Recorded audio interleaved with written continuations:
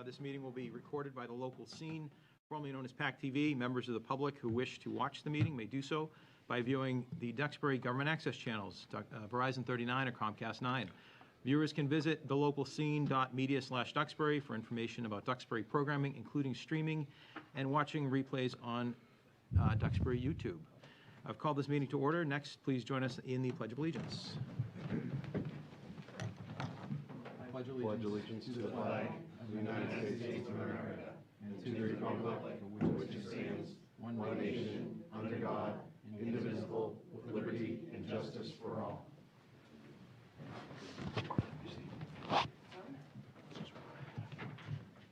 Thank you. Next is open forum for both the board and the public. I will start to my right. Fernando. Yeah, I've got a couple of things to talk about. I think we need to add to a future agenda, and the sooner the better. Especially the first item I'm going to cover is the Powder Point Bridge Advisory Committee. We met the other day, and they are going to come to the board in the need of funding, or approximately $15,000 to engage a consultant who has previously worked with the town to assist in the application for an historic designation for the Powder Point Bridge through the 106 process with the Federal Department of Interior. If we don't do this, we are limited in our ability to influence the design and construction of the replacement bridge with Mass DOT. So I know that the budget is tight, but we've got to work hard as a board, along with Rennie and Mary, to see if we can find $15,000. Like I said, if we don't get it, we're limited as to what we can do and influence the outcome of that bridge. The second item is around social media. Well, back up.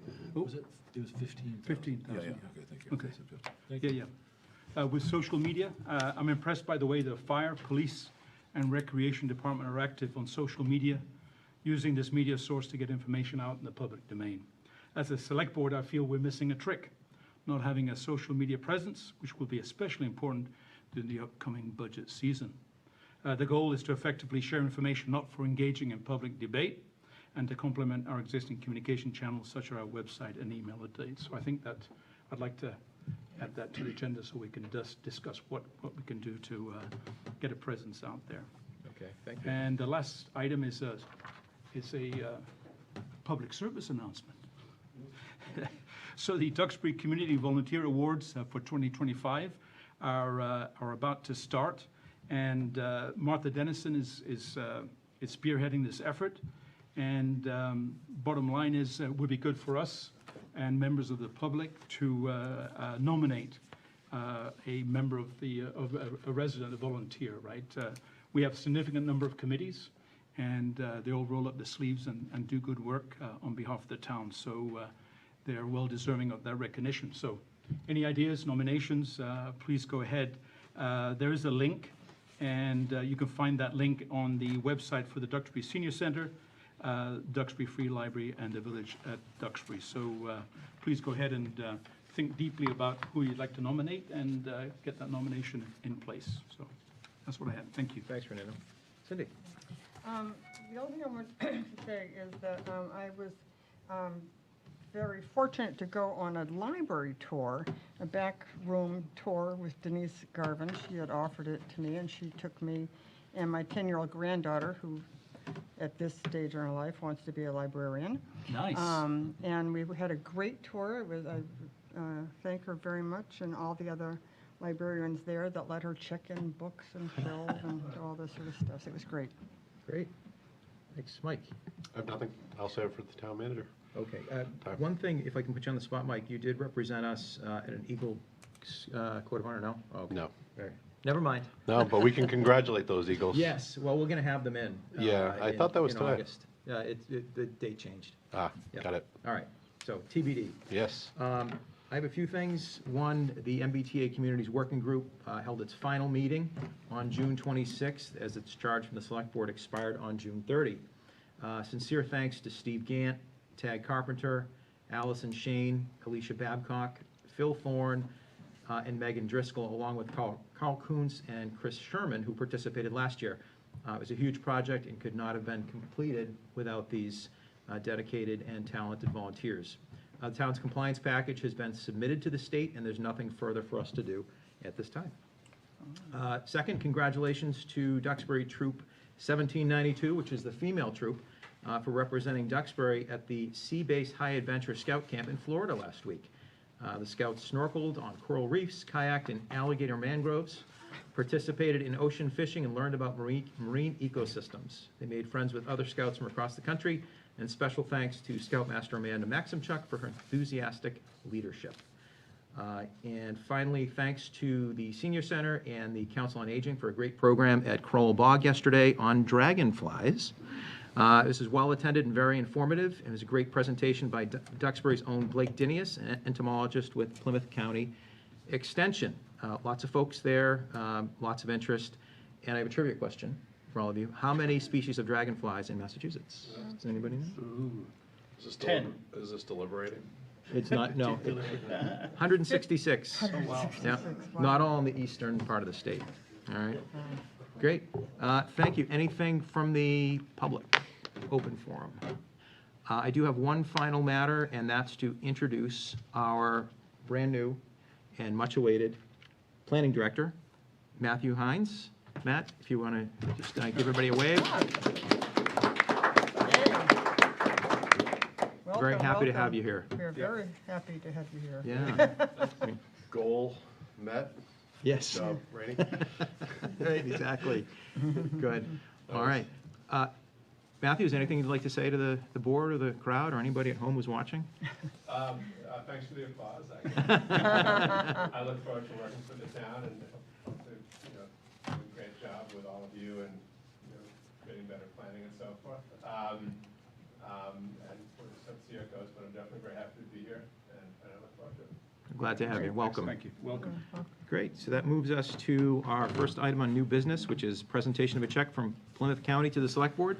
I see we have Treasurer O'Brien along with Plymouth County Chair Jared Valenzola and Member Sandra Wright. If you'd like to approach, we'd be delighted to receive what you have for us. Yeah.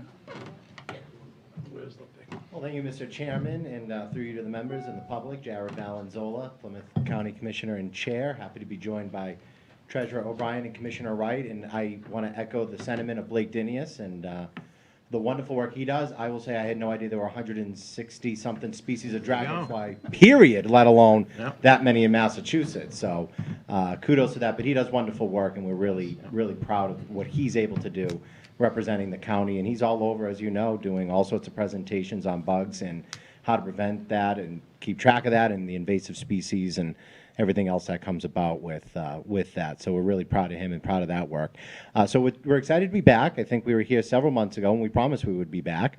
And we are back, and it is sad that bidding, this is our last time. So parting is such sweet sorrow here with Duxbury. But we've had such a delight working with Rainey and the entire finance team here to execute these funds for you folks, which I know there's a couple of things that the Treasurer or Commissioner Wright might mention that you guys are working on.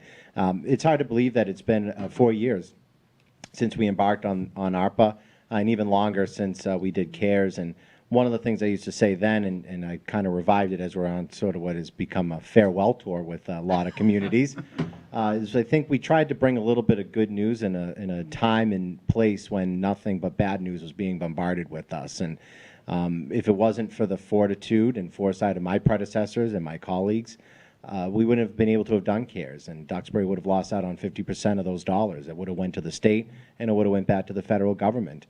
And of course, with ARPA, we've been able to take care of not only the management of at least the portion of funds that were allocated to the county, but the compliance and the regulation as well. And we have done that. The Treasurer will give the formal number, but I can tell you it is significantly below the state and national average, and that has meant more money for Duxbury and the ability to pivot. We're local. We're elected by the same folks that elect you. We answer to those same folks, and I think it goes to show the importance of the level of government that we have here with the county.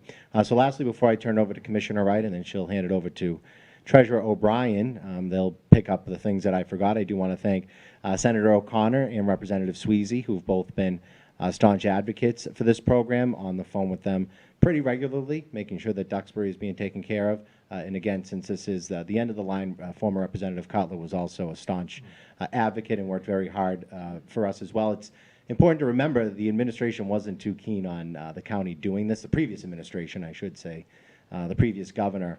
And if it wasn't for folks like Senator O'Connor and Rep. Cutler and now Representative Sweezy, we certainly would not have been able to have been as successful with this program as we were. So I think that's it for me. As I said, Commissioner Wright and Treasurer O'Brien will absolutely pick up whatever I may have forgotten to say, which will inevitably be something. So thank you. Thank you. Thank you very much. Thank you so much for having us here this evening. It's always a pleasure to come to a great town of Duxbury.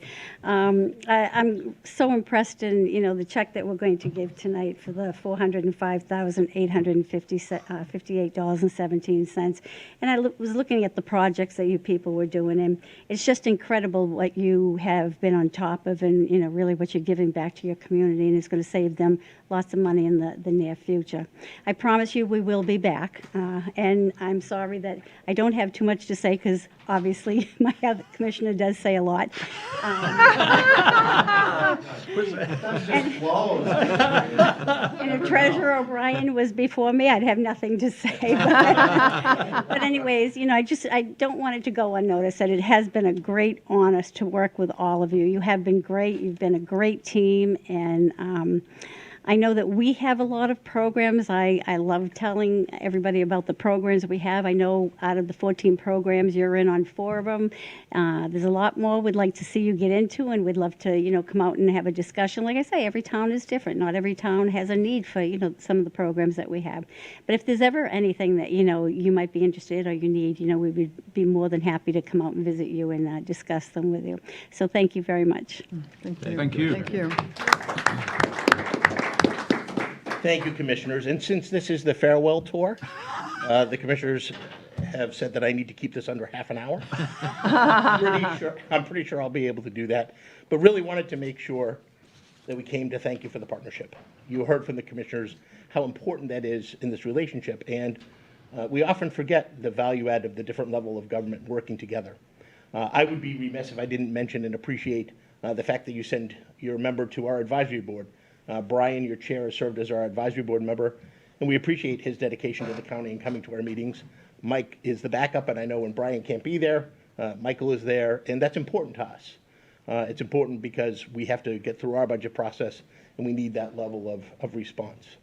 It's also important, I think, for all of you to continue to hear what a remarkable job your team does. I have the pleasure of working with all 27 communities in Plymouth County. Many of them have different needs, different wants, different concerns.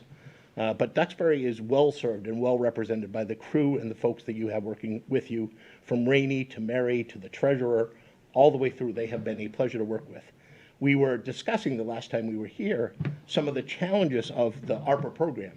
A little different from CARES insofar as it was a very strict process, a lot of reporting required, and there were deadlines that needed to be met. Some of them were challenging to be met.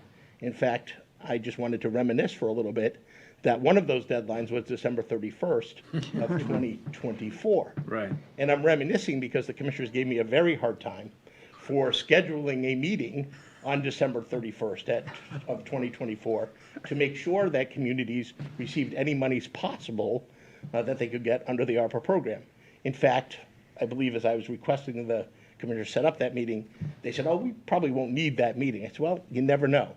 I will tell you that because of the efforts of Duxbury, Mary working until the wee hours of December 31st and December 30th, we did have that meeting, and Duxbury was able to be the recipient of funds right up to the end of the program, and it's the reason that we're here today. And as Commissioner Wright mentioned, these are projects that wouldn't necessarily get done, that there are resources that you can dedicate. I just wanted to highlight the projects real quick, if I might, so the public is aware. They use some of these resources to repair and replace your PA system in the school. Pretty important we have that working and operational, and was able to be funded by this program. You were able to complete a classification study here in the town. Right. That you might have had to use other resources for and not been able to do. You had to fix sewer lift pumps. I know that doesn't sound exciting, but it's important work and it has to get done. And then you were able to pretty significantly replace most of your water meter inventory and prepare for the future. And that's a commitment, again, to the team, recognizing some of the needs that are coming down the pike. You also were able to purchase some electronic message boards that I've seen around town, providing information and opportunity for your residents. It has really been a remarkable period of time doing CARES and ARPA. And as it winds down and getting the chance to come out, it is really a good opportunity, and Commissioner Valenzola mentioned this, to point out that we were able to do the administrative cost at less than the national average. So the national average to administer the ARPA program was about 7 to 8%. Not unreasonable. Those of you in the business community know that it costs money to administer programs. I think the average in New England was about 5%. Here in Plymouth County, we were able to do it for under 1%. Wow. Ooh, But that doesn't happen without the work here, the support of the commissioners. Whenever I needed some resources in my office, they were very quick to provide that to me to make sure that happened. The end result was more money here for our residents. So I would humbly suggest, having been around for a while, that this project and this program was one of the best programs offered by the federal government and utilized here in Plymouth County. Thank you for your involvement, your partnership, and we look forward to that continuing in other ways. We're also hoping that you might be available for a quick photo when I'm done, so that we can document this momentous occasion and the delivery of the check. I know WATD is here and wanted to take a picture. I didn't know if you had anything you wanted to add about the program. Oh, I do. You guys killed it. You were awesome. You know, at the beginning, we were all kind of nervous, wondering, oh my God, how's any of this going to play out? And I know you had your own questions. You know, was the county going to be able to do it? Do you have the capacity? Because we were all sitting out here in the municipalities wondering, you know, now what? Who do we look to? And you guys provided clear and concise leadership, even on New Year's Eve, so that was pretty awesome. The percentage might have actually been lower than 1% if we hadn't had to call you on New Year's Eve. So the next time, I promise you, the next time, Tom, that I call you or Mary calls you on New Year's Eve, it'll only be to wish you a Happy New Year. But thank you so much. It was terrific. I mean, I'm thinking now, here we are 4 years later. We were doing these out in the parking lot, remember, with masks? I do, yes. Yeah, Yeah. it was remarkable. But you brought us through it, and I deeply appreciate it. Thank you. I know we all do. Yep, we will do, definitely. yeah, absolutely. Anything from the board? No, thank you. I'd leave it thank you. to the chair to recognize the hard Yes, well, work, we certainly appreciate Yeah. all that you've done collectively, and I know we're missing one person who doesn't come down this way very often for some reason. I don't know. Give Greg my best. But we're very happy to have all you here, and Tom, especially you and your office, in crunching the numbers in the background, because I know that coming here with the check is the fun part. There's so much that goes on in the background that isn't as sexy, so to speak, but we know it gets done and done well, so we appreciate all that. And you're welcome here anytime, even without a check. So Great. even if just you want to talk about dragonflies. Yes, I think you're one of the first towns to invite us back without bringing it back. We appreciate that very much. Well, why don't you come on up and we'll. Great. Well, thank you very much. Let's move the chairs back, Look at that shirt. so we can get it from there. There we go. See the shirt I have on tonight? You know, I joke every time, our records go back to the Pilgrims, so we do this to prove we did something. Yeah. Well, I would hope this is big enough. So let's let Commissioner Wright come out on what over the side. Are we balanced? Over on the other side. We need a commissioner over here. In here between the two of you? All right, now we need to be smart, make sure the check is. It is right side up. Yeah. We should get one with it upside down. Add a All zero. right. Excellent. Very good. Great, it's well documented. Thank you. See you. Thank you. Thank you so much. Thank you. Thank you. Pleasure. Thank you. Appreciate it. Thank you very much. We made it work. We made it work. Kicked ass. We'll be back. Thank you as always. Great to see you. Yeah, likewise. Thank you so Oh, you're welcome. Thank you. Thanks. Yeah, it worked out very well. It worked out very well. Thank you so much. Thank you. Nice to see you again. Have a great summer. Enjoy. There's no air conditioning I'm gonna move into in here. Put it on ABC. if you can't hear anybody singing. I don't like the bullpen. I think she's aware. No, I hate that spot. Are we, is this being recorded at all or nothing? I don't know. I think it is on through the TV, the cable channels, but I'm not really sure. I don't know. Okay. All right. Nothing further on the Plymouth County check.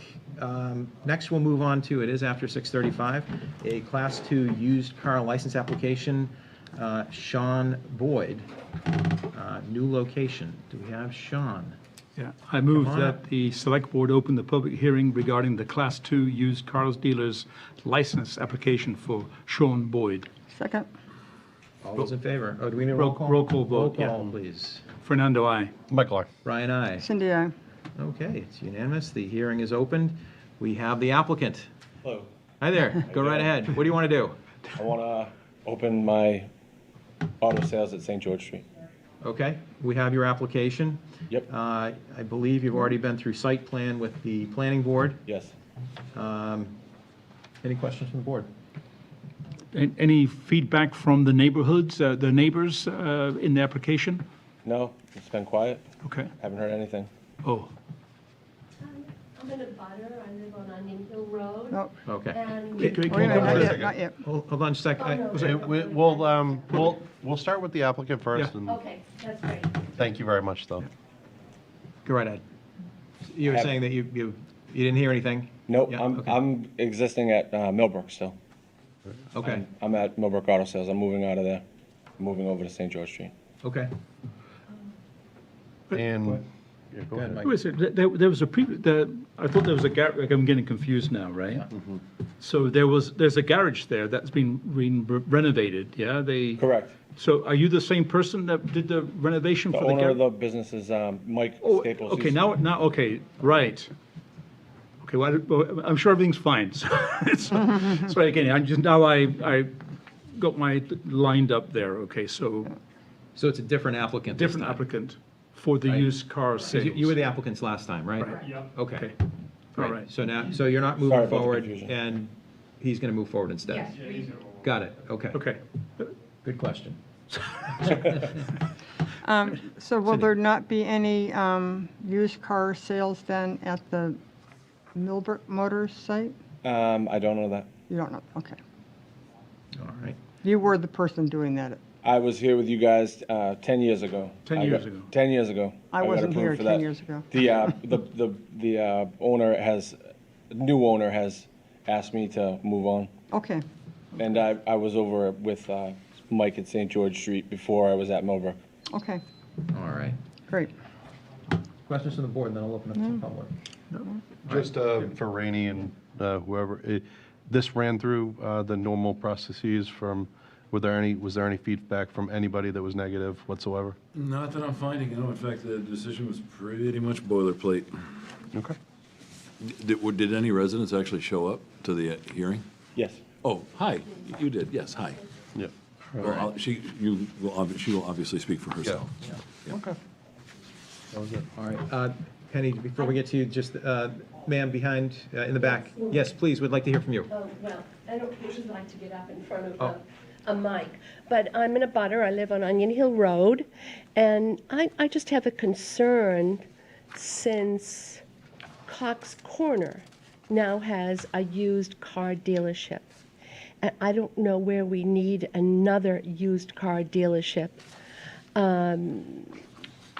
on St. George Street. I would like to know how many cars will be allowed to be on the premises on St. George Street. It's becoming such a busy intersection, lots going on there, and I have a concern. Mike does a great job for everyone, but it is now my concern that the area is just going to grow with new businesses. And so for a used car dealership, do we really need that there? Bottom line, how many cars will be allowed to be on view? Which I'm assuming is going to be behind Barney's, Right.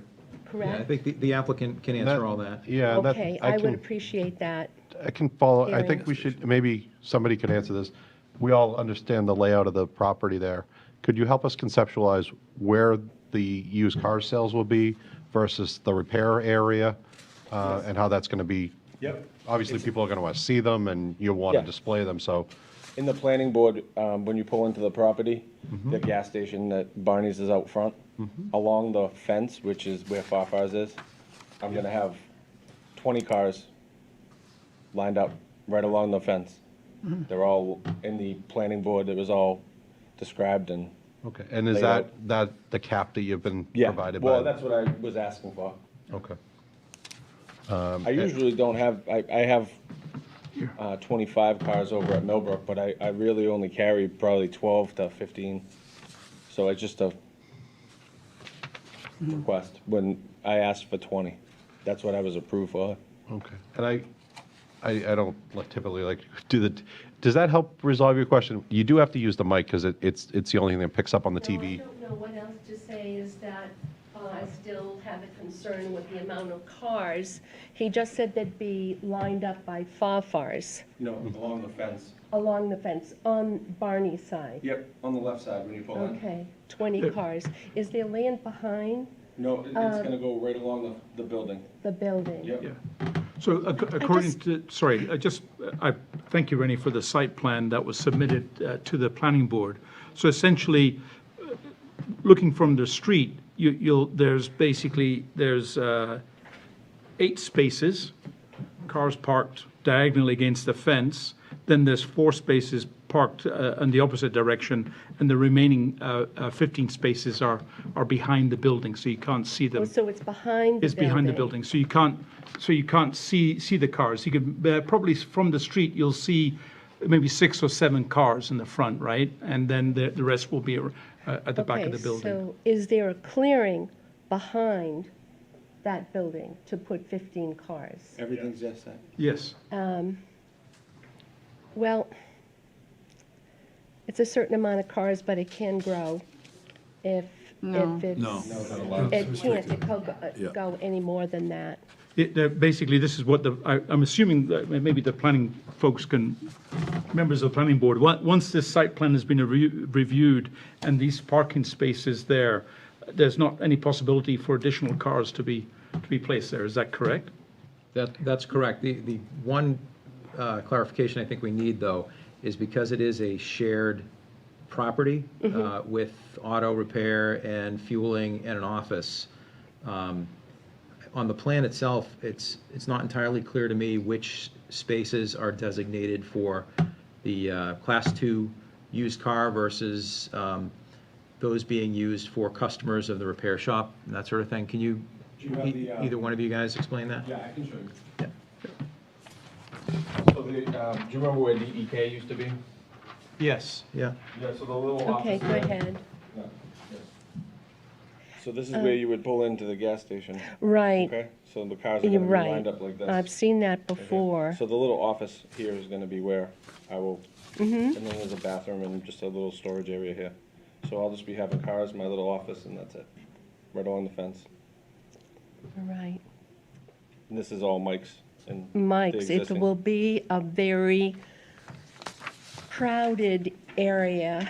It's, as you know, anyone that's been on St. George Street has just been very busy. And people are just going to come to your place to see if they're going to buy a car. But one thing leads into another, and that's just my concern. So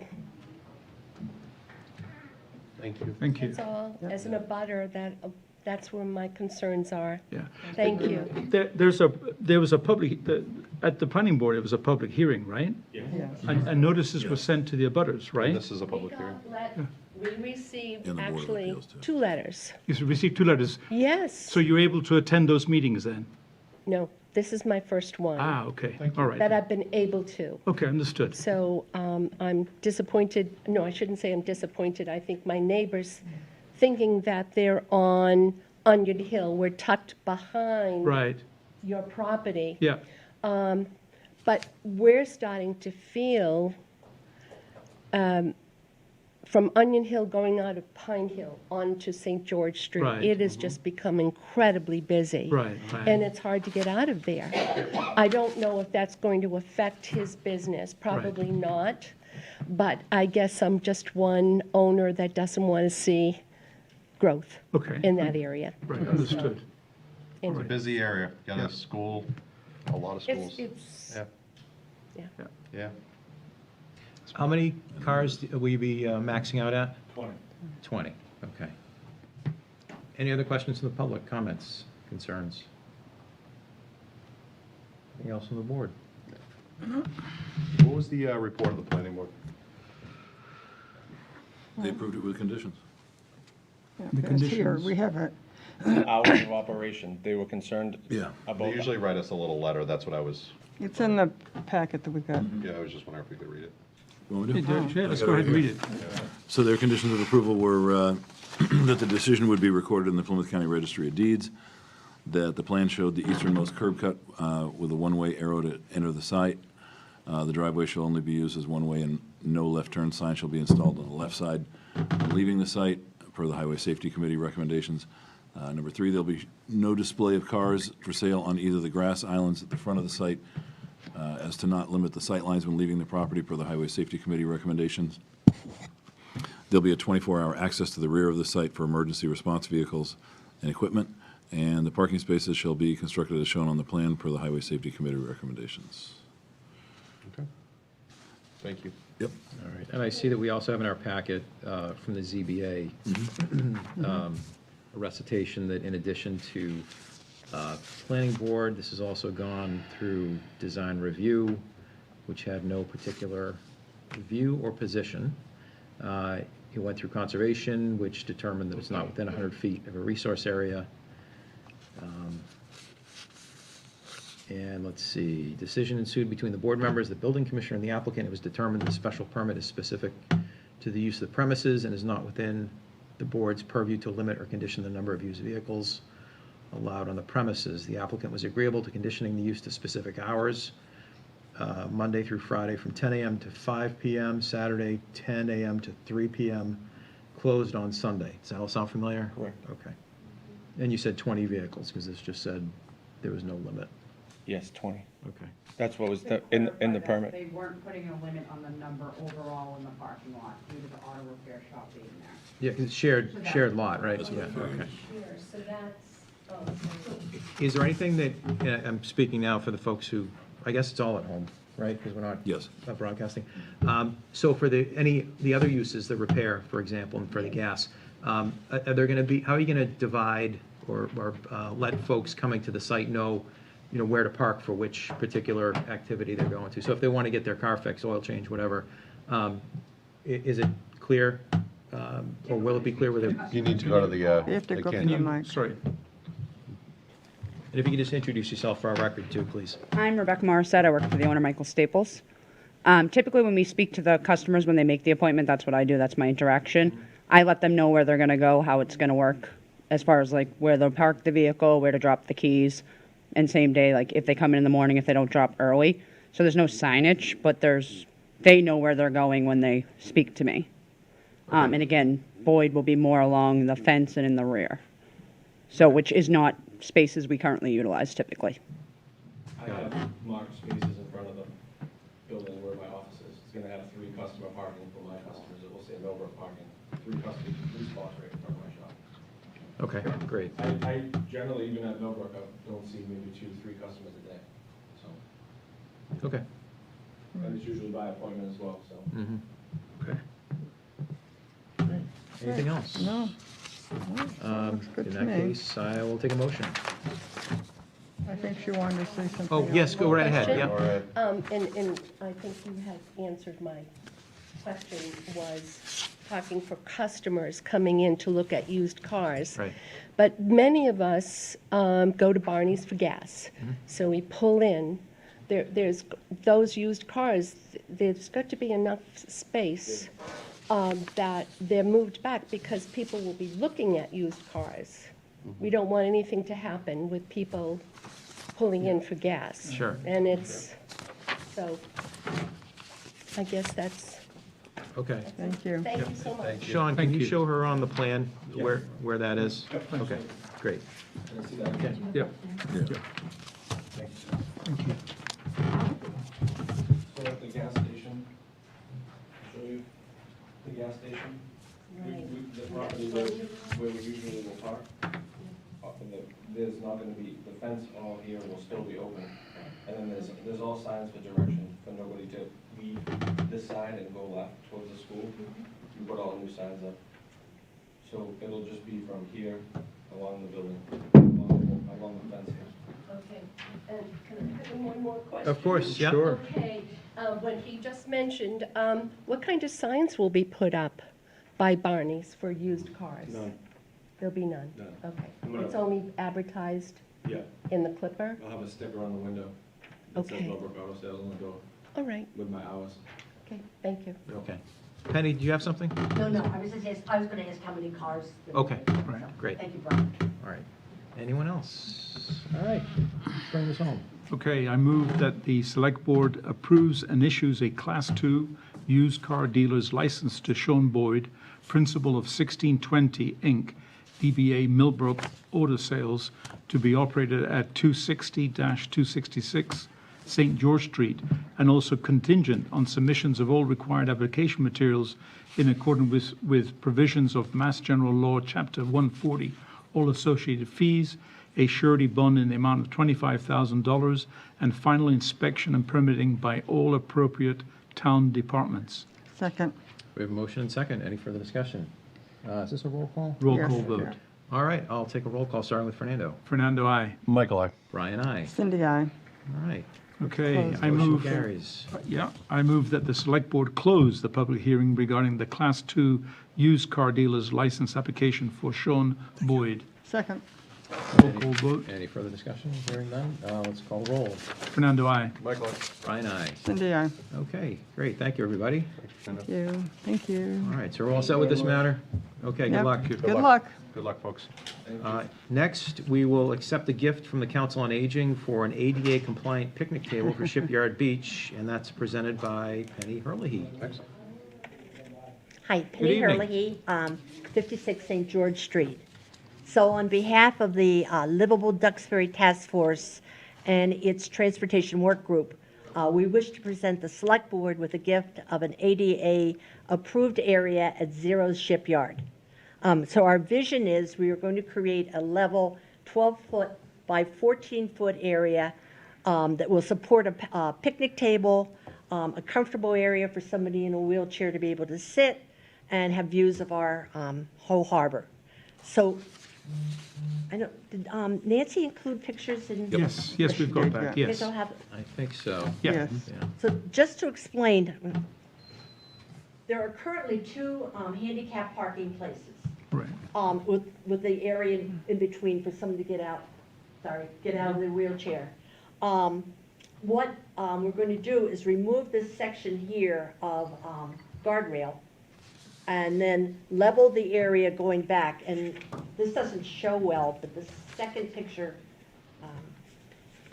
We only got this showing the picture. grass, it's Yeah, that's- on a pretty, not steep, but it's on a slant. Right. That area will be leveled. Right. And then we will have it leveled, cemented, and then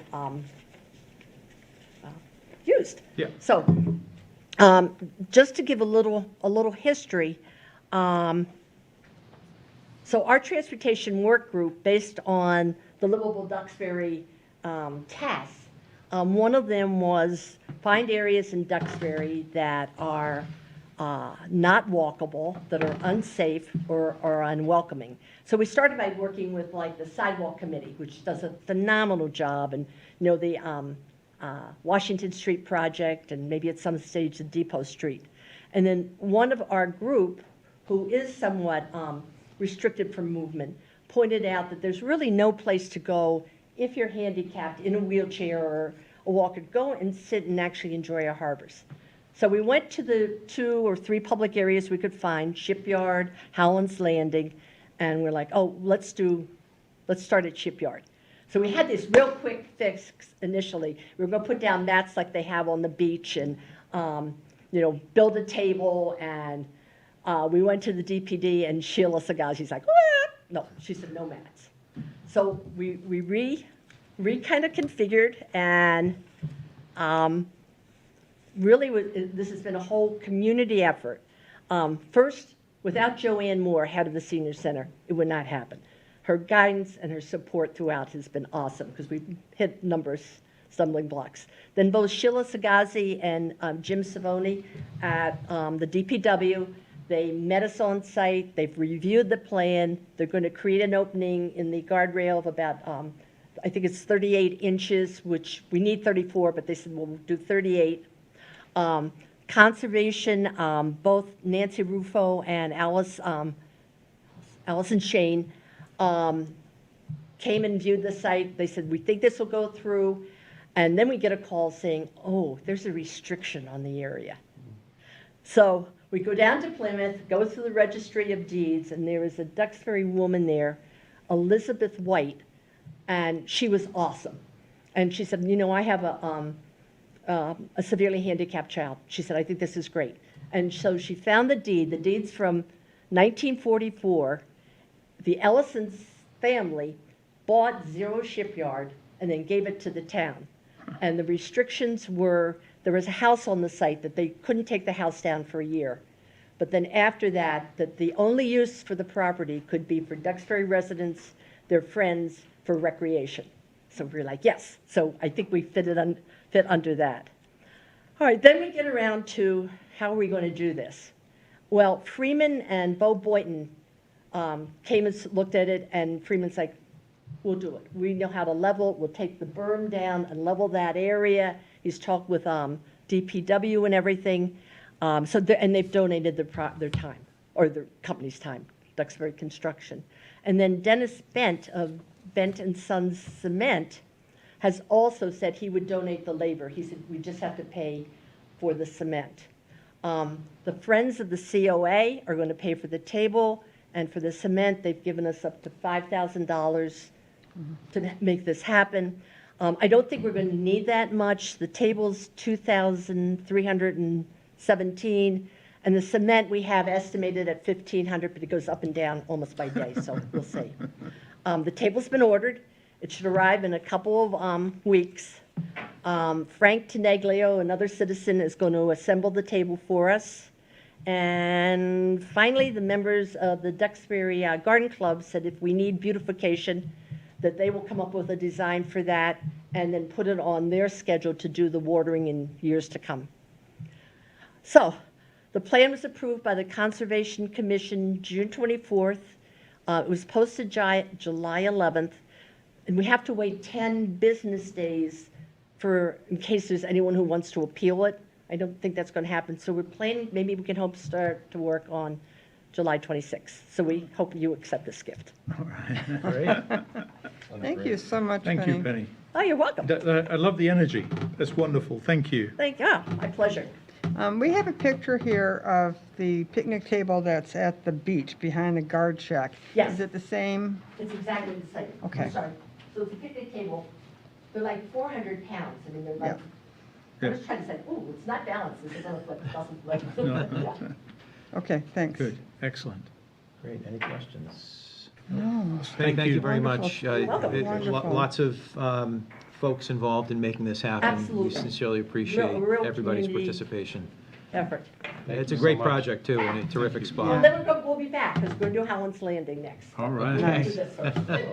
That's a great idea. Thank Yeah. you. All right, do we have a motion? Yes, I move that the Select Board accept with gratitude the donation of an ADA-compliant picnic table to be installed at Shipyard Lane Beach, contingent upon the Conservation's public appeal period, and to also extend thanks to the Council on Aging, Livable Duxbury, the DPW Department, the Conservation Department, Freeman and Bowie Boynton, Dennis Bent, the Duxbury Garden Club, the Friends of the Duxbury Council on Aging, and Frank Tenaglia for their generous donations to this project. Thank you. Second. All right, we have a motion and second. Any further discussion? Hearing none, call for the vote. All those in favor? Aye. Opposed, abstentions, motion carries. Thanks again, Penny. Oh, This is thank you terrific. very much. Thank you. Appreciate it. You as well. Thanks, you too. Next is our discussion regarding change of manager request for the Windsor House Inn and Restaurant. Do we have an applicant? We do. Come right up. You can introduce yourself for our record, please. I'm Jessica Cagle. I'm the Director of Hospitality for Island Creek Oysters. Right. Okay, tell us what you'd like to do. We would like to change the liquor license manager of record from the person who was previously on record, who is passed on from our employee, to the current general manager. Okay. Any questions? It appears all the paperwork is in order. That's the, yes. No, seems very straightforward. Yep. All right. Well, in that case, I will entertain a motion. I move that Select Board, acting as the local licensing authority, approves the change of manager to new manager Matthew McQuillan for Pros Only LLC DBA Windsor House Inn and Restaurant located at 390 Washington Street, license number 05868-HT-0300, subject to the requirements of the ABCC, the Alcohol Beverages Control Commission. Second. Any further discussion? All right, hearing none, I'll call for the vote. All those in favor? Aye. Opposed, abstentions, motion carries 4-0. Thank you. Thank you. Have a great you. evening. Thank you. All right. Good, thank you. Bye-bye. All right, we have a great night tonight because Yes. next is another donation. Acceptance of donation from the Copeland Family Foundation for the animal shelter. We do this every week. Yeah, we do, Yeah. every year. Susan, do you have any, Thank do you. you want to come Always up good and news. talk about this one?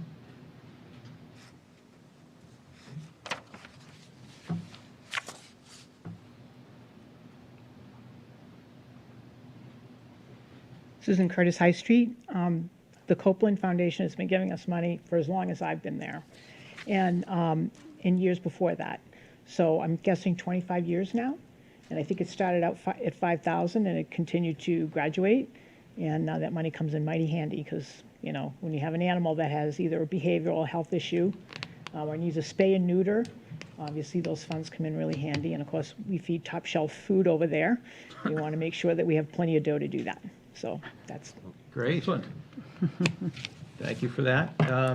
I think we have a letter in our packet with this. Would we like to read that into the record? Yes, this letter is from the Copeland Family Foundation, Inc.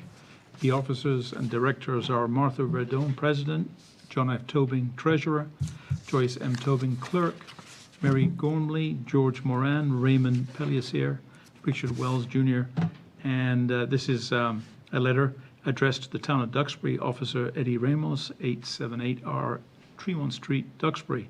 Dear Officer Ramos, the Board of Directors of the Copeland Family Donation, Inc. on May 21st, 2025 voted to grant $7,500 to the Town of Duxbury to be used for the animal shelter. We wish you continued success. Sincerely, Martha Verdone, President, Copeland Family Foundation, Inc. All right.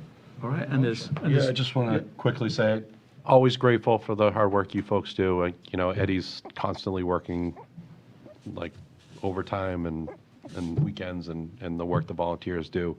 It's a great resource to the community here and our pet lovers and owners here. So thank you. All right, I move that the Select Board accept with gratitude the Copeland Family Foundation, Inc. donation of $7,500 for the Duxbury Animal Shelter. Second. All right, we have a motion and second. Any further discussion? Hearing none, I'll call for the vote. All those in favor? Aye. Opposed? Abstentions? Motion carries 4-0. Thank you very much, and thank you to the foundation. Next, we have a discussion and vote pertaining to fiscal 25 year-end transfers presented by Mary McKinnon. Oh, yeah.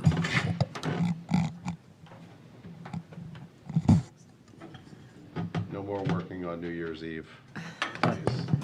Although it was worth it last time, for sure. I guess, but Well, for us it was, I don't know about for Mary. let's, Make no promises. All right, before I begin, you should have received in your packet 2 schedules in the upper right-hand corner. The first one is labeled FY25 Transfer 1, and then there is also FY25 Transfer number 2. So as we look to close out our financial records for fiscal 25, I'm here to present our standard, routine, and customary end-of-year transfers that are allowed under Mass General Law, Chapter 44, Section 33B. Mass General Law allows communities during the last 2 months of the fiscal year and into the first 15 days of the subsequent fiscal year, so essentially from May 1st through July 15th, to process budget transfers that will address moving money from accounts where there is a surplus to accounts where there is a deficit. I think every one of you guys has been through this process before. So without further ado, I just want to let you know that both of these transfers have been presented to the Finance Committee previously and have received unanimous support. They're here before you this evening. Just underneath, just ahead of our deadline, which is tomorrow, to process these transfers. So, as you can see on the first schedule, the total is $245,790.66. Both of these transfers combined represent about 0.5% of the town's total budget. Which is what we need to address this evening. So we have a number of funding sources, the bulk of which are salary line items, given that we experienced a number of vacancies across a number of departments during fiscal '25. There was surplus available in those salary lines in order to address deficits in other areas of the budget. They're listed down below. If you'd like me to go through each one, I'm happy to do so. But I've also provided a justification for you. I think it's pretty. Would anybody like Mary to go through these individually? No, but I do have, yeah, I'd like to know what the number is. yeah, well, ahead, let's Mike. start with that. Well, So- I would like to start on one thing. I always see this as an opportunity to kind of understand what we kind of forecast. So there's obviously money we need, and you've had to move some money around, and then money we didn't need. Is there any forecasting here about how our budget's going to be affected next year based upon some of these transfers? So If you could point to them specifically. Sure. So on this, to answer the first question, so the total for schedule number one was $245,790.66. And the total for the second schedule is $239,642. Susanna, if you need copies of that, I have extras right here. Make sure I give them to you before I leave, okay? And so to answer your question, Mike, there are some transfers that are listed on here that are perennial transfers and that we will more than likely anticipate happening again in FY26. You'll notice that there's a transfer here for police overtime and fire overtime. Right. It is incredibly difficult, as you know, to predict emergencies and the need for overtime. So that is a perennial transfer that is routine and customary for this community. And how much was that? Just So people for at home. police overtime, it was 70,000, and for fire overtime, it was 90. Okay. On this schedule, there are expenses related to the special town meeting that we had in November, which is not a typical event for the community to have off-cycle special town meetings. However, on this first schedule, we had a town meeting in the fall, and then, of course, on the second schedule, we had another special town meeting this past spring. So those expenses are listed on this schedule. Okay. So are there any questions on the first one? To the, on the first one? Yep.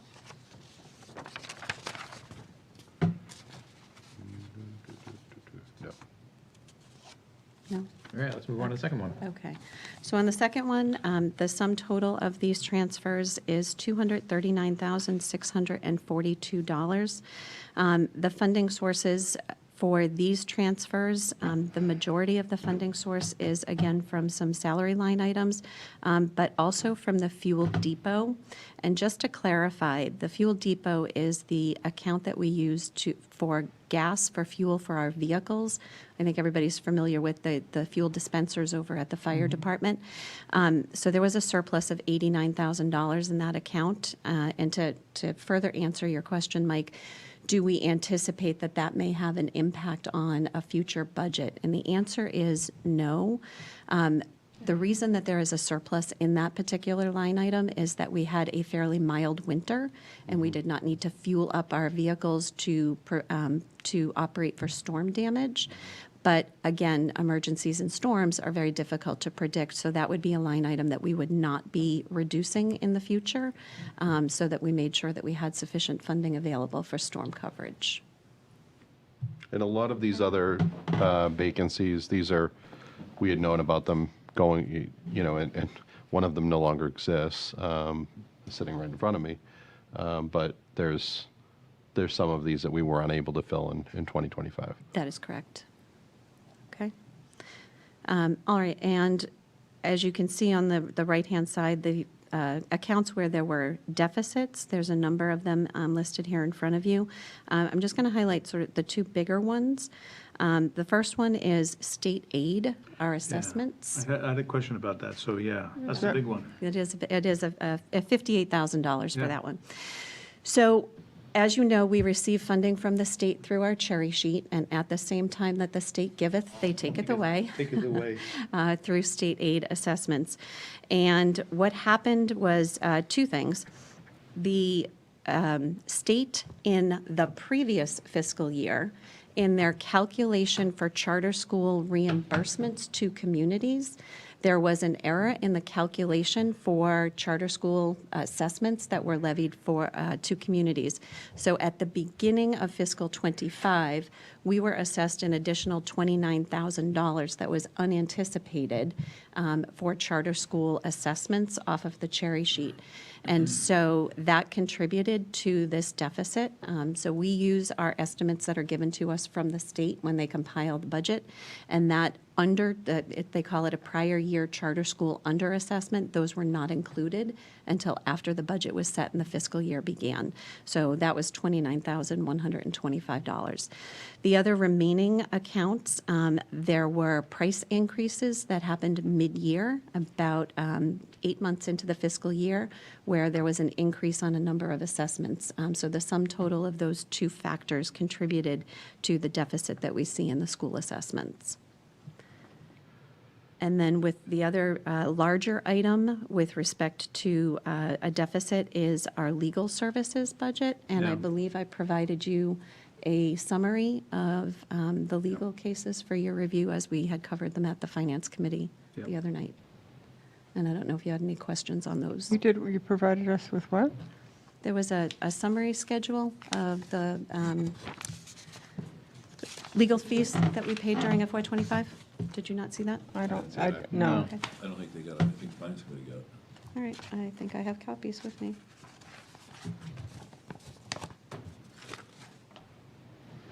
Thanks, Mary.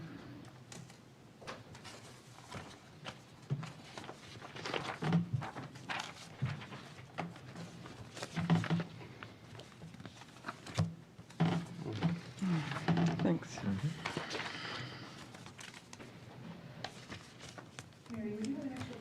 I'm looking for it right now. I have, You can have mine. do you have,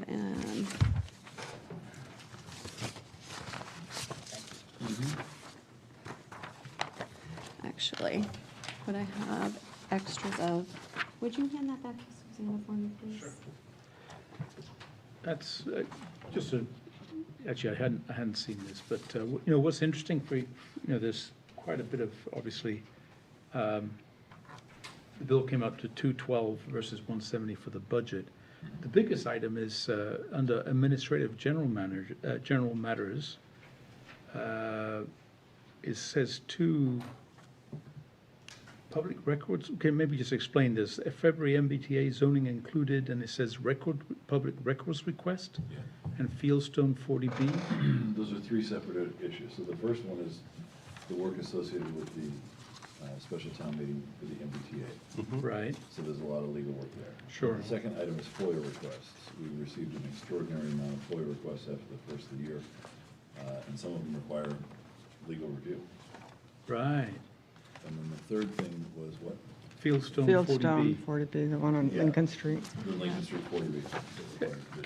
Can we, just for my, just matter of interest, actually, Sure. can we get a breakdown of how much we spent on the February MBTA zoning, how much we're spending on public records requests, and lastly on Fieldstone 40B? I'd like to see a breakdown of that 44,000 to see how much went Yep, in we each can. one. And part of that is also the 23,201 for the town meeting about MBTA. We had two Right. lawyers there.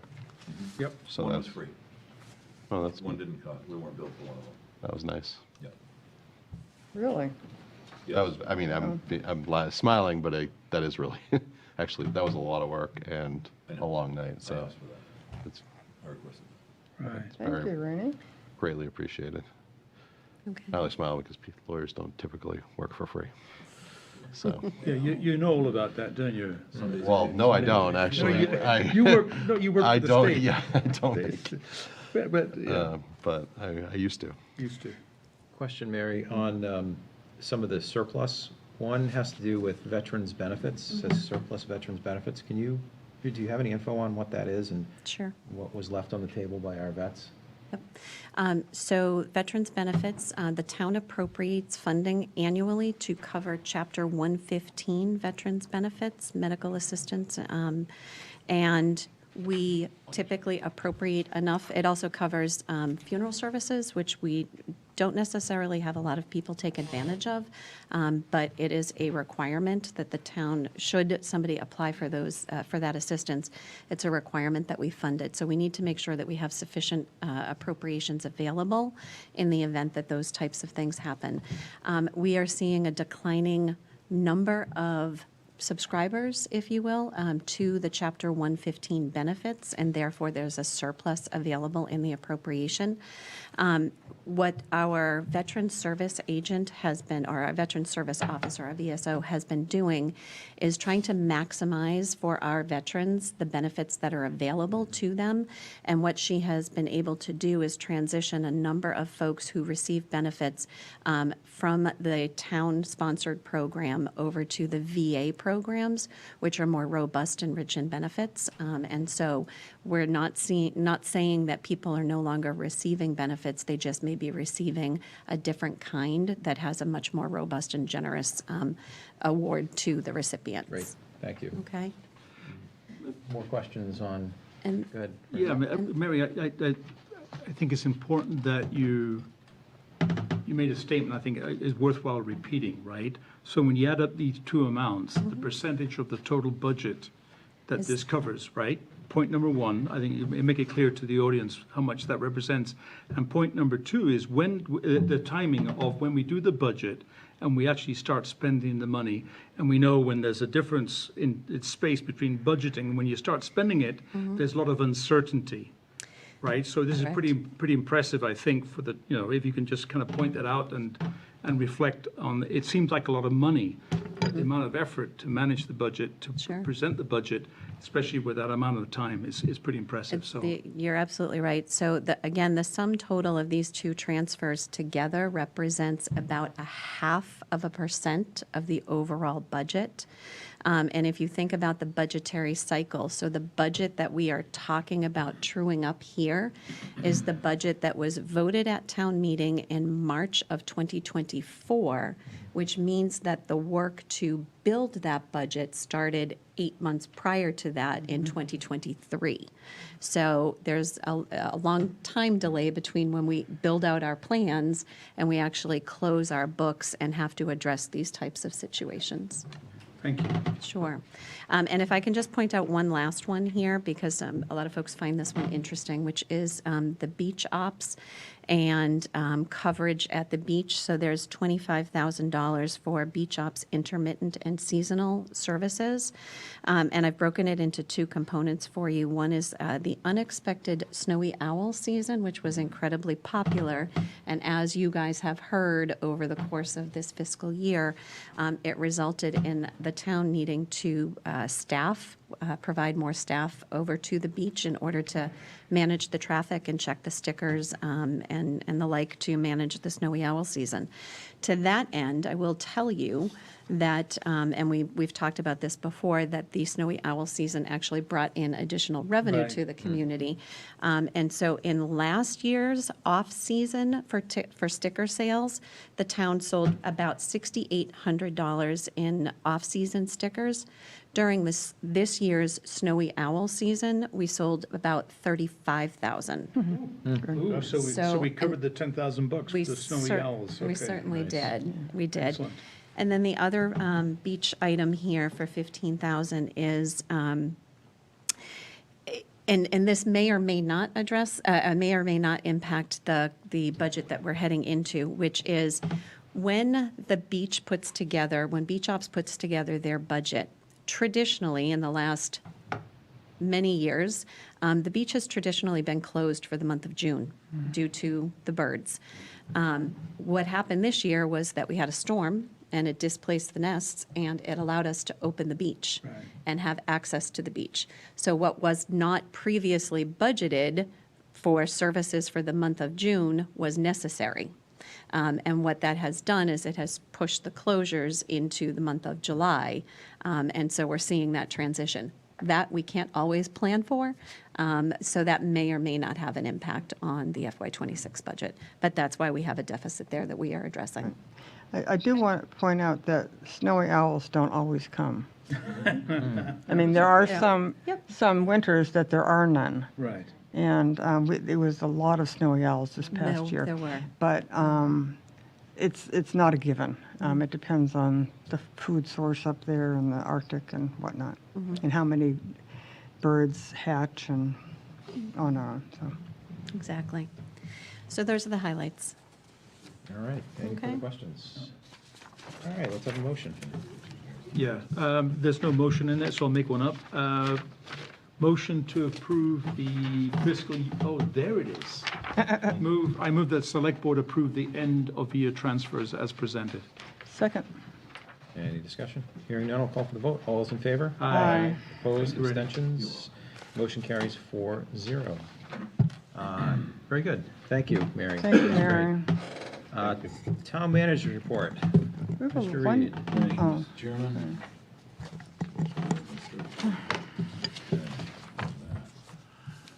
All right, so we're on the subject of the beach. Quick update on the beach. Thank you. Let's see, there currently are 4 piping plover incubating nests, 17 broods on the beach, and 13 fledged broods.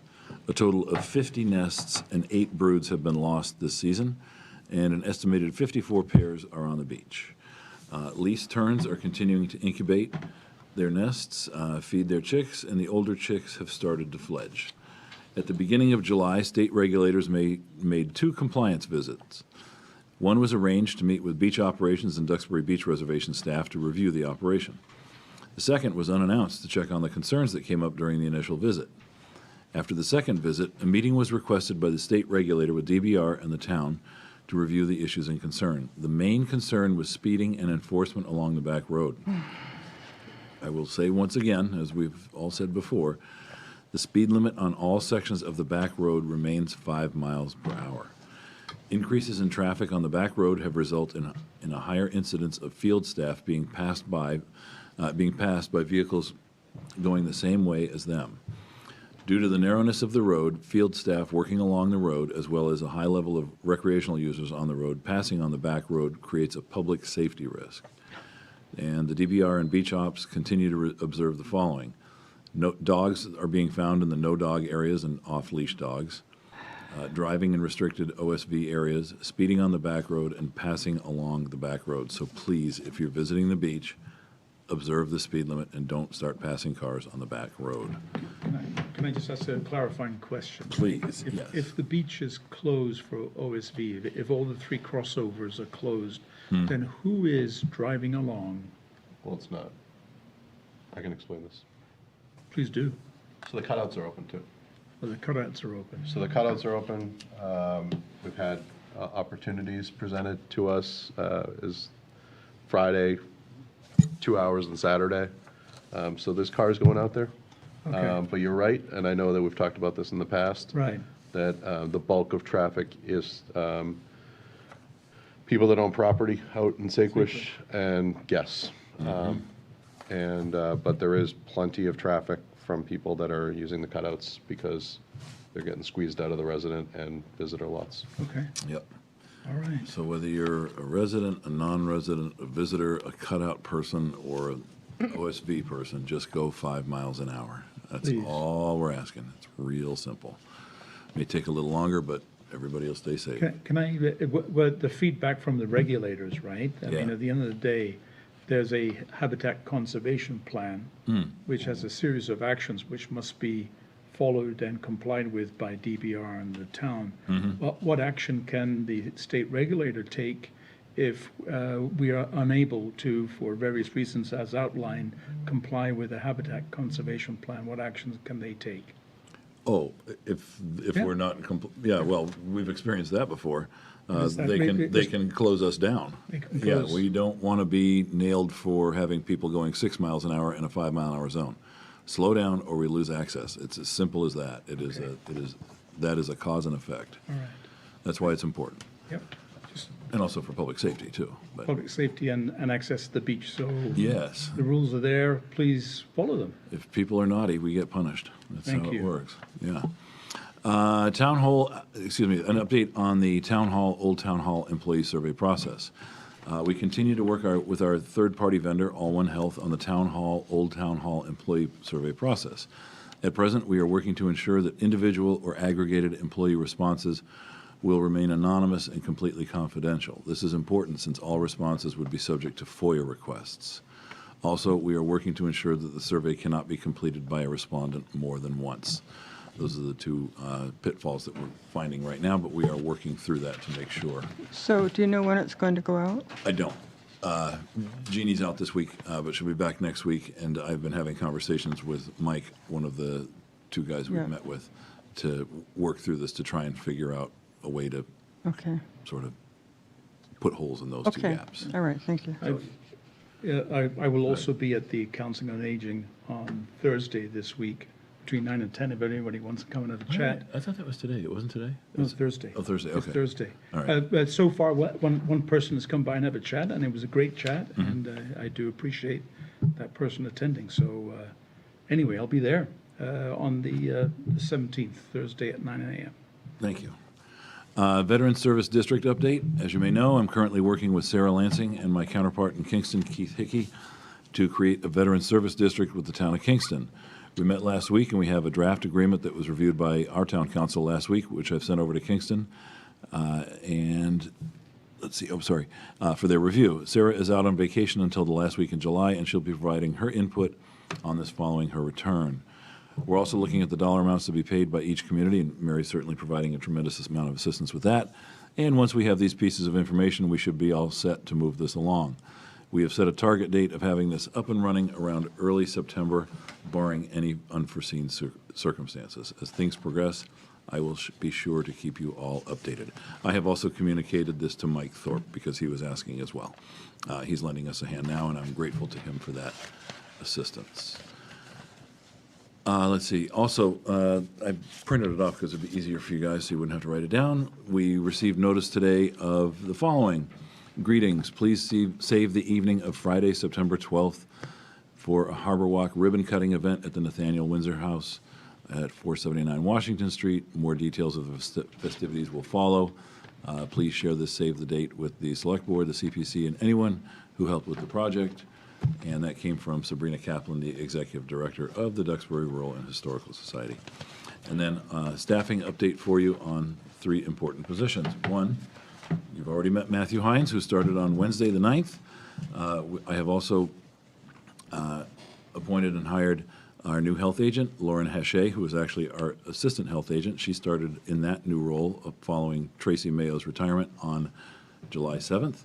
And Scott Timilty is our new assessor, and he started in his position. He was our former assistant assessor, and he started in his position today. So all 3 of those vacancies Congratulations, have been filled. And that is my report. I was wondering when we'll be discussing the budget again. We had some questions and some ideas, kind of kicked it back to you. We're meeting less frequently during the summer. I was just wondering when we're going to be doing that again. Yep. Mary and I will be meeting on that this week. What do you think? End of July-ish? That's what I'm thinking, at the beginning of August. It's either going to be the last meeting in July, which is your next meeting 2 weeks from now, or the first one, whatever the first meeting in August is. Okay. It's one of those 2. Okay. I'm going to be away August 5th. It'd be nice if it was beforehand. Is that a Monday? No, it's a Tuesday. Yeah, Tuesday, August 5th. Okay. Can you do August 4th if? Oh, yeah. I'm just, well, Not meeting. I got to check the Earlier. schedule. Okay, I check can't check the schedule. Yeah, But, we'll see what we can do. All right, I appreciate the I flexibility. don't think we're meeting the 4th. You might not be. No. That's fine. If it can, great. If it can't, no, I'll catch up when I get back. Okay, I'll talk to you about that after the meeting. All right. The dates are gone. Thank you. Yep. To piggyback on Mike's question on the budget, I spoke with Frenweiler today, he was kind enough to reach out to me about the Finance Committee and Select Board reconnecting, as this board has expressed an interest in being much more involved in the fiscal '27 budget. So Finance Committee will be interested in hearing from us forthwith as to the extent to which, how, and when we would like to be involved in that process. So that ties in, Mike, to what you were just saying. So as part of the discussion that you're having, I'd like to firm up how we can include us and the Finance Committee working together. And we will do that. Sure. And we've been doing that. But So the answer is- the answer is, I think we've got to think about this, all right? And at the end of the day, we direct the town manager to present the budget, so it's our budget, right? And then the Finance Committee reviews and challenges, that's their job, right? And I think we need to demonstrate that it's our budget. And then to have joint meetings, and then basically it'll be run, who's going to run the joint meeting? Is it a Finance Committee meeting? Is it a Select Board meeting? I think we've got to be careful about thinking about how, in the future, we basically manage the budget process and own the budget process. And so, food for thought, all right? It should not be a Finance Committee meeting that it's up to the Select Board to attend or not, right? I think that's what we've done in the past. I think it needs to be different going on, different moving forward. Yeah, I don't think that was the question. It was how we can coordinate efforts. Yeah, okay. All Which right. is something that this board has expressed interest in Yeah. doing. All right, thank you. Just on the Harbor Walk, Yeah. the Love for Laney Foundation has provided a picnic table that's been installed. That's right. Is it down there? It is, it's down there. I went down there, there's no plaque on it yet, Okay. but there will be. And it's a nice little sort of side pocket park. It is. With flowers, plants, and whatever, and this picnic bench. And Awesome. so, yeah. Excellent. Thanks for that. Yeah, Excellent. and Goodrich Lumber donated a lot of that, so it's, yeah. Good. Thank you. Thank you. Anything further for the town manager? By the way, I have stuff for you guys to sign, too. So, All right. not right now, but. when If there's nothing further, we'll move on to committee appointments. Right. I move that the Select Board reappoint the following members of the following committees for the following terms. So for the Board of Appeals Zoning, Wayne Dennison, Boris Gotchnitz, Tanya Trevisan, for term ending, Wayne Dennison, term ends 6/30/2030, and Boris and Tanya's terms ends 6/30/2026. To the Board of Health, Melissa Brown Rosenblatt, for term ending 6/30/2028. The burial agent to the Board of Health, Susan C. Kelly, for term ending 6/30/2028. And to the Coastal Resiliency Task Force, all with a term ending 6/30/2026, the following: Christine Rapp, the Planning Board representative, Leonore White, Brian Walsh, Daniel Mickey McGonigal, Conservation Rep, sorry. Freeman Bo Boynton III, and Cindy Ladd-Fiorini. No, I am not a member of the committee anymore, I'm just a liaison from the Select Board. Okay, so scratch Scratch me. Cynthia Ladd-Fiorini, her reappointment. To the Design Review Board, Stephen Williams, for term ending 6/30/2028. To the Nuclear Advisory Committee, Mary Lambert, for a term ending 6/30/2028. To the Open Space Committee, for a term ending 6/30/2028, Freeman Boyden, Water and Sewer Advisory Board Rep, Patricia Loring, and Lawrence Sirius, the Planning Board Rep. And we have the following resignations and thanks for your service to the town. To the Conservation Commission, Scott Zolswowski. To the Finance Committee, Sean Daddiston Foyley. And to the Water Sewer Advisory Board, Tanya Trevisan. All right, we have a motion. and we need a Second. Second. Any further discussion? Hearing none, I'll call for the vote. All those in favor? Aye. Opposed, abstentions, motion carries 4-0. Thank you to those who are going to serve, and thank you for those who have served. Right, and the following boards and committees have available seats. There are one seats available to the Affordable Housing Trust, the Board of Health alternate, the Conservation Commission, the Design Review Board, the Duxbury Cultural Council, the Finance Committee, the Fiscal Advisory Committee, the Highway Safety Committee, and it says the MBTA Working Group, but is it still No, we are dissolved. dissolved? So we'll delete that one. Cheerfully dissolved. Cheerfully dissolved. And there are 2 seats available on the Economic Advisory Committee. If you are interested in volunteering on a board or committee, you're encouraged to fill out a talent bank form. Hold on a sec. Yep. The Municipal Disability Commission on Disability has 3 seats, Nuclear Advisory Committee 1 seat, and finally the Taxation Aid Committee 3 seats. Is there anything, what do we need to do with taxation aid? That's it, that's the new one, Yeah. right? I'm looking at Mary. Is there something we need to do to set that up? You need to establish the committee, so you need volunteers to serve on it. It's a really important one. Yeah. No. And by the looks of it, we haven't had any to date. Well, if you have people donating it to it too, right? Yeah. Isn't that the, There have been no donations, Yeah. No, Jim, either. So- despite the link being set up on our website. Okay. Okay. Well, Maybe that'll be I a think on the task of the override committee didn't go over, when they're formed. it was sort All of right, set up at that same time. All right. Are we all set with the committee appointments, Fernando? Yes, All right, thank that's you. correct. Next, we have a one-day liquor license, or 2 different applications, one for Alden Kindred and one for the Art Complex. Right, I move that Ms. Desiree Mobid, as a representative of the Alden Kindred of America, Inc., is granted a one-day wine and malt license for their Alden Kindred reunion on Friday, August 1st, 2025, from 5 p.m. to 7 p.m. at the Alden House Historic Site, 105 Alden Street, Duxbury, contingent upon the conditions of the license. Second. We have a motion and second. Any discussion? Hearing none, I'll call for the vote. All those in favor? Aye. Opposed, abstentions, motion carries 4-0. Next is the Art Complex Museum, and I understand there are multiple applications or multiple dates for this That's one. right. I move that Ms. Audra Forgal, as a representative of the Duxbury Art Complex Museum, is granted a one-day all alcohol license to hold their Art on the Half Shell. Ooh, wonder what that is. Event from 5 p.m. to 8 p.m. at the Arts Complex Museum, 180 Alden Street, on the following dates: Thursday, July 31st, 2025, Thursday, August 7th, 2025, Thursday, August 14th, 2025, Thursday, August 21st, 2025, Thursday, August 28th, 2025, and finally, Thursday, September 4th, 2025, and contingent upon the conditions of the licenses. Oh, second, We have a sorry. motion and second. Any discussion? Hearing none, I will call for the vote. All those in favor? Aye. Opposed, abstentions, motion carries 4-0. Thank you. Next, we have minutes. First are the executive session minutes from June 9th, 2025.